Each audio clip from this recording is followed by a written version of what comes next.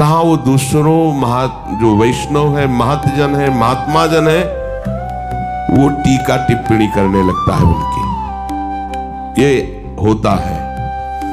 अपने में श्रेष्ठ भाव आने पर दूसरे साधकों की, वैष्णवों की, महापुरुषों की, महतजनों की वो टीका टिप्पणी करने लगता है। ऐसा क्यों, ऐसा, ऐसा क्यों, ऐसा।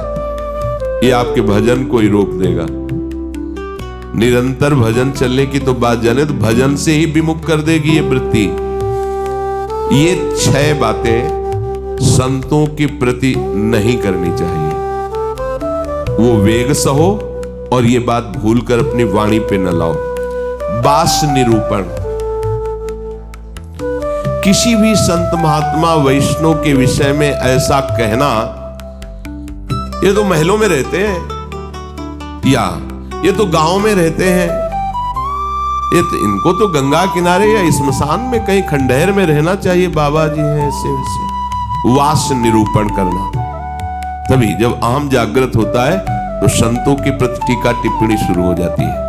वास निरूपण, किसी भी संत महात्मा वैष्णव के प्रति उसके वास के विषय में बोलना। दूसरा ज्ञान निरूपण, किसी संत वैष्णव के प्रति ऐसा, ये पढ़े लिखे तो है नहीं, शास्त्रों का इनको ज्ञान तो है नहीं, वेश बना लिया, बस पेट भरण पोषण के लिए घूम रहे, कोई इनको ज्ञान तो है नहीं। क्या भजन करेंगे, क्या विचार करेंगे जब इनको पढ़े ही नहीं है, शास्त्रों का ज्ञान नहीं है, तो क्या ये भजन करेंगे। ज्ञान निरूपण। तीसरा जाति निरूपण। अच्छा, ये अमुक जाति के हैं, हाँ, तब चाहे जितना बेस रख ले, नीच जाति का तो नीचे जाति का रहेगा ना। ऐसा महान अपराध, ऐसा सोचना, ऐसा बोलना, ऐसा देखना, ये महत अपराध है। और ये हम लोग ध्यान नहीं देते, फिसल जाते हैं। एक बार एक जगह महात्माओं की पंगत लगी हुई थी, तो उसमें एक महात्मा को पंगत लगवाने वाले में जो श्रेष्ठ थे, उन्हें एक थप्पड़ मारा और निकालने लगे। वहां हमको भी सेवा दी गई थी, पत्तल उठाना और पोछा लगाना बाद में। तो परुषाई जब होती थी उस समय खड़े रहते थे। तत्काल में हमने कहा, आपने क्यों थप्पड़ मारा? तो उन्होंने जाति निरूपण किया कि इस जाति का है, तुम नहीं जानते हो, और ये साधुओं की पंगत में बैठा है, उनका आचार्य परंपरा का तिलक लगाए हुए है और भेष धारण किए हुए हैं। आप आचार्य परंपरा की प्रधानता रखते हैं या जाति की प्रधानता रखते हैं?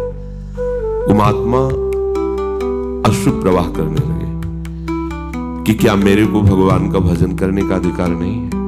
क्या मेरे को भगवत प्रसाद पाने का अधिकार नहीं है? जब हमें गुरु ने वस्त्र दिया है, भेष दिया है, तो हम संतों की सभा में उन्हीं की आज्ञा से बैठे। वैसे हम इस योग्य नहीं है, पर बैठे हैं। उनकी दैन्यता देखकर तत्काल उनको हृदय से लगाया और उनसे कहा कि दोबारा ऐसी गलती ना हो, ये क्या मर्यादा है वेश के ऊपर, और उनके चरण पकड़े, एक बार इनको क्षमा करके आप बैठ जाइए, आप प्रसाद पा लीजिए। उस समय भागवती का आवेश में बोले, उनकी सामर्थ्य नहीं हुई दोबारा उनको वो प्रसाद पा के निकले।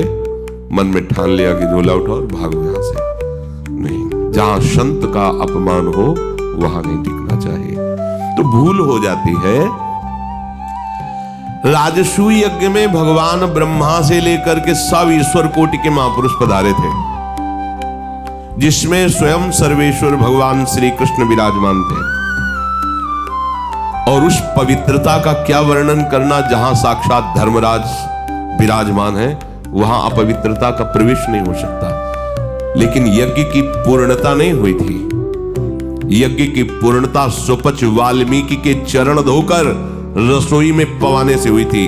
स्वयं भगवान श्री कृष्ण चंद्रजू ने ऐसा आदेश किया था, जिन्होंने स्वयं गीता जी में कहा, चातुर्वर्णम मया सृष्टा गुण कर्म विभागशः।